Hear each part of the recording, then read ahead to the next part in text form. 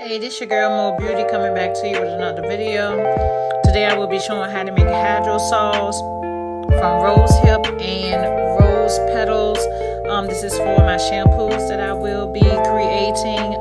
So make sure that y'all like, comment, and subscribe, and always remember to keep God first. My other videos. So today, what I wanted to do was make a hydrosol. So I bought the Rosewater, which is pretty expensive, but I've been looking at different videos showing how you can pretty much extract out the fragrance from the different flowers. So I bought a box of flowers, but it has like all these different flowers in it.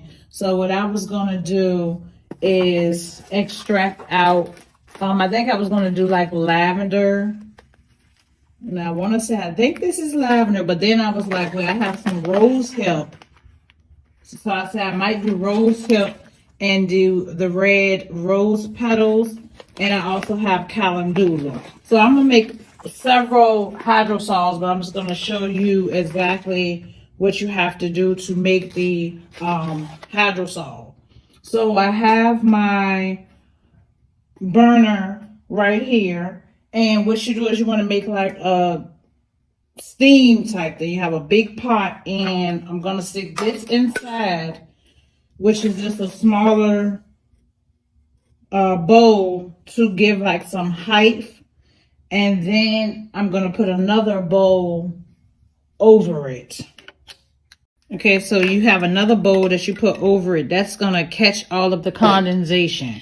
You put the lid on the backwards way, and then you put ice on top of here, and that's gonna, like, the steam that accumulates from the fragrance of the petals or the flowers or whatever you're using, whatever is inside of this bowl, that is your hydrosol.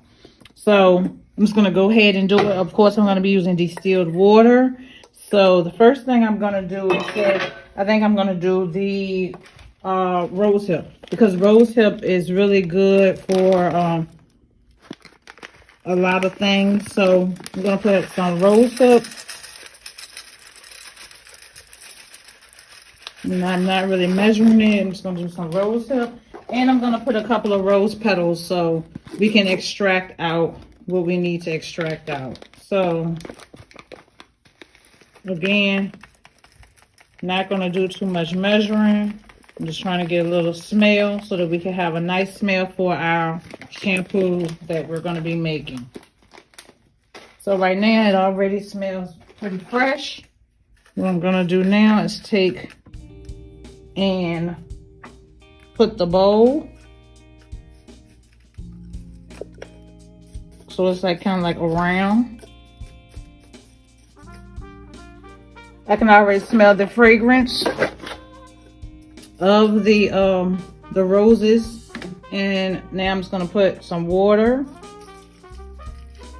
and this is distilled water, just enough to kind of cover, kind of like a bath. I'm going to turn on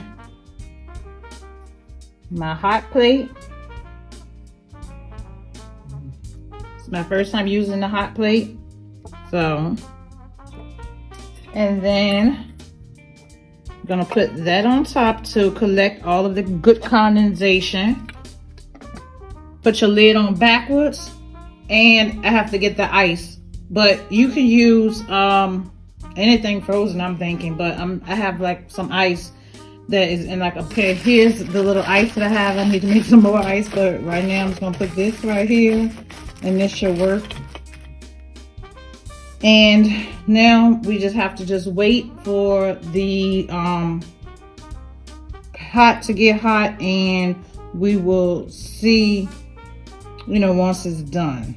It's already moving, as you can see. So it's all, as you see, the condensation is, the steam is going to start falling into that bowl. So that's what you want, and the ice is giving it the speed up, so you should see some progress soon. Okay guys, so it's done. As you see, the water is at the top. Like I said, I'm making a Rosehip and look like what it was, red rose petal hydrosol. It smells so good. And you see the liquid is right there at the top, and the water has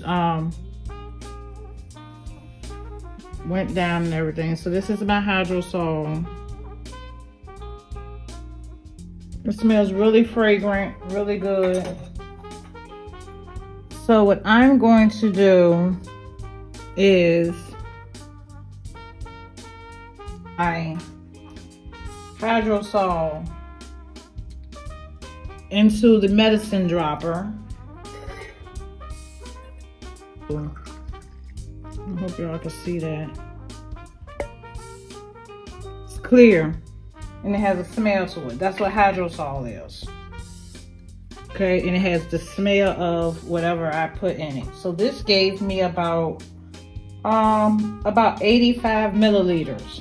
So I'm just gonna just pour it into my medicine dropper, and I have my small funnel. And now it's ready to use when I'm ready to make my shampoos or to make whatever I want to make with the hydrosols. Okay, so I kind of have more than enough.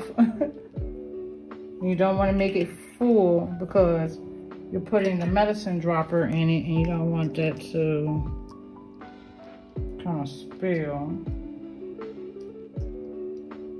Now I have my hydrosol, which I need to make a label for it because I have my citric acid solution here, and this is my hydrosol. So I need to make a label, which that's what I think I'm going to do, is make a label for these so that I won't get them confused. But I hope that y'all enjoyed this video. That's how you make your own hydrosols. Rosehip, rosewater, any type of dried flowers. That's how you make it. Until next time, this is Mo Beauty. Make sure that y'all like, comment, and subscribe, share. Join my Facebook group, Mo Beauty. Also, hope that y'all enjoyed this video. Always remember, keep God first. I love y'all. Smooches. Thanks for watching. Y'all make sure that y'all like, comment, and subscribe, and turn on your notification bell so y'all won't miss any more of my videos, my DIYs. Love y'all.